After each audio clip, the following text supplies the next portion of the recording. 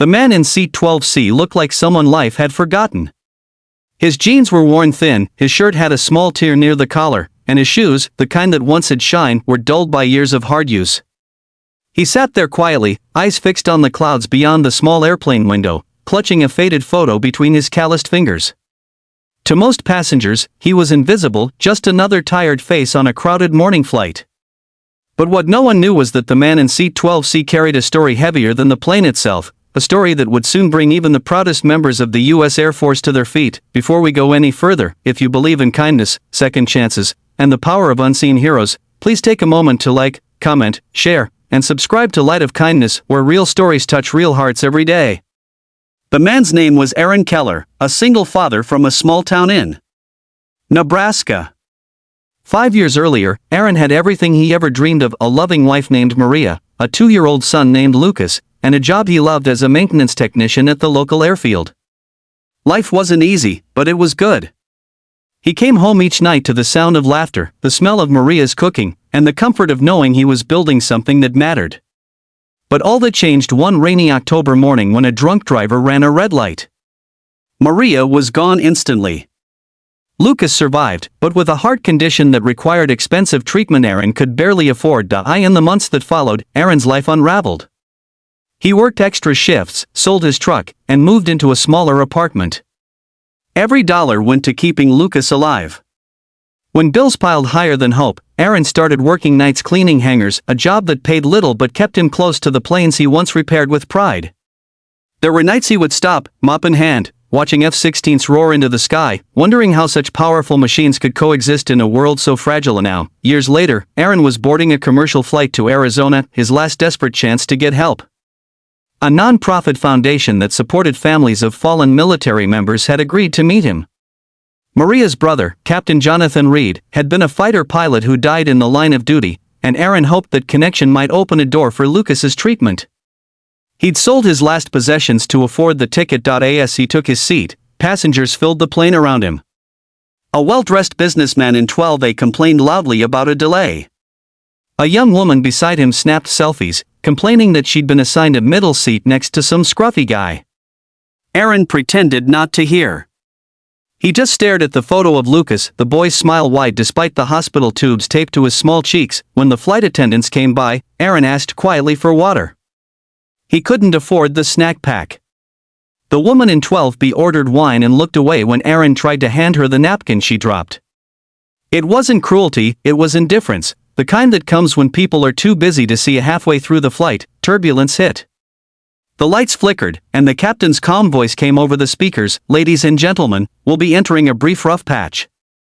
Please remain seated." Aaron instinctively tightened his grip on the photo, whispering a small prayer for Lucas. His lips trembled. The woman beside him noticed his shaking hands, and for the first time, she looked closer. Beneath the worn clothes and tired eyes, she saw something raw: love, pain, and resilience etched deeper. The turbulence passed, and the passengers relaxed. The woman leaned slightly toward him and asked softly, "Is that your son?" Aaron nodded. "He's a fighter," he said with a faint smile. "Been fighting since the day he was born." She hesitated, unsure what to say, then whispered, "He looks strong."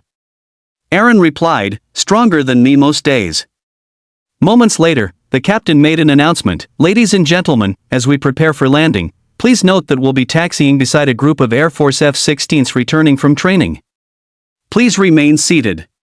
As the plane descended, passengers peered through the windows, pointing at the gleaming jets lined neatly along the runway. Aaron looked too, and his breath caught. Painted on one of the tails was a name he knew by heart: Captain Jonathan Reed. Maria's brother. His friend.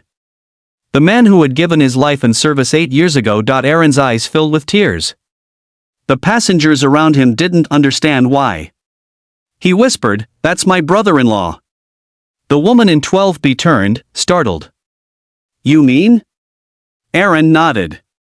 "He died in Syria.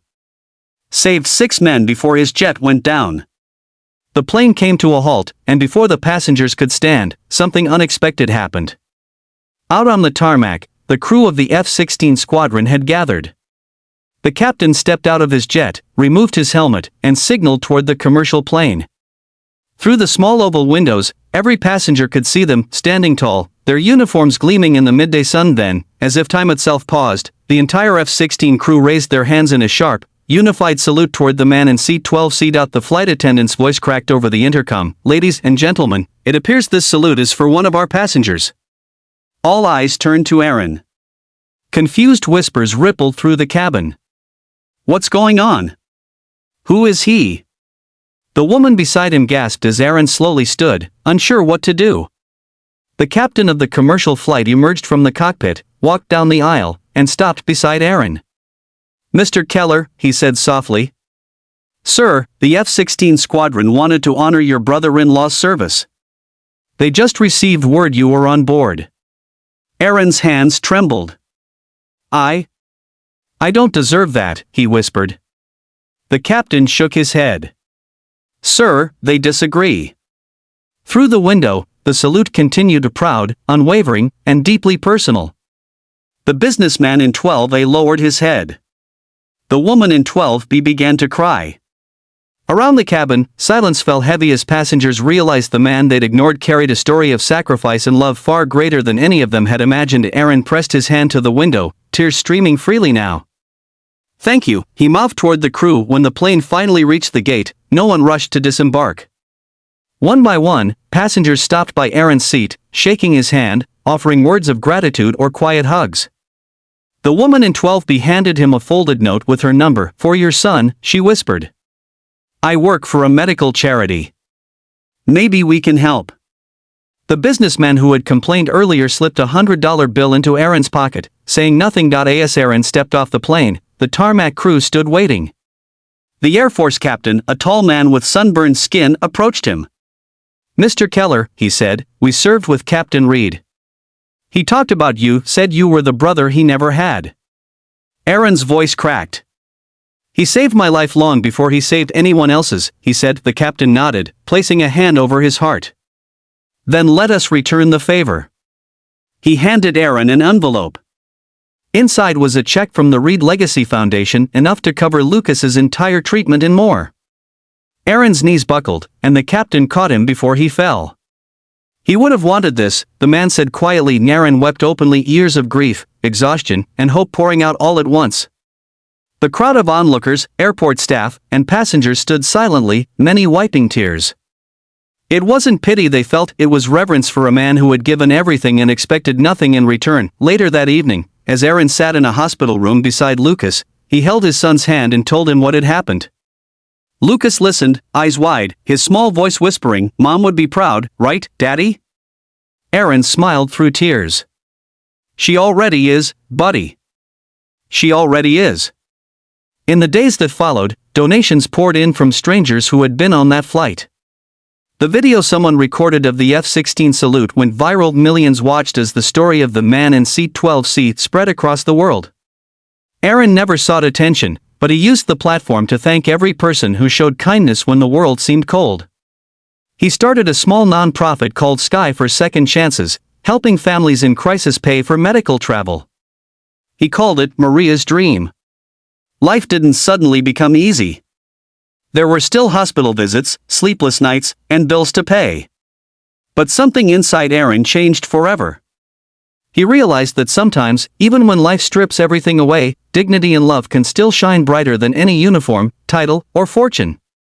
And in that moment on the tarmac, with the roar of jet engines fading into silence, the world had finally seen him. If this story touched your heart, please take a moment to like, comment, share, and subscribe to Light of Kindness. Every click helps more stories of real courage and compassion reach people who need hope. And before we end, I want to ask you one special thing. Comment below what seat 12C means to you now. Is it a reminder of gratitude? Of unseen heroes?